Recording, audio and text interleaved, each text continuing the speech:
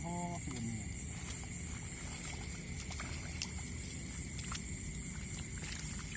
ตัวหอยอีถอยก็เอาไปทำเตื้อมมันเลยตัวหอยมันเตื้อมตัวปู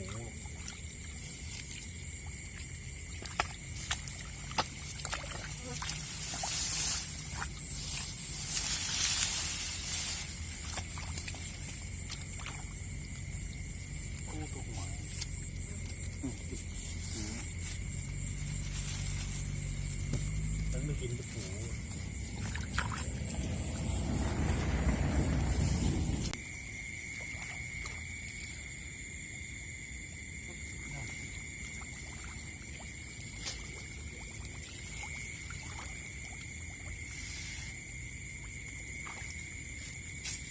อะไร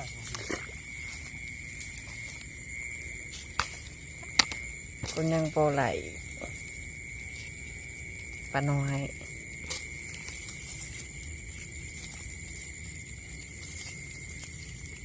นี่ก็เอา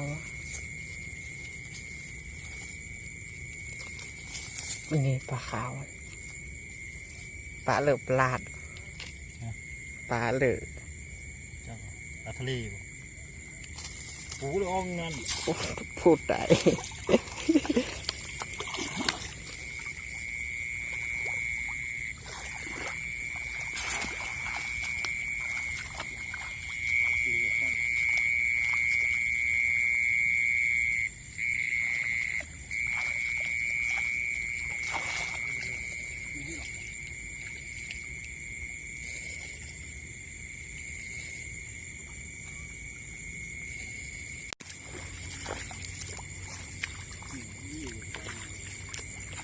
ป้ามันที่ว่ามันมี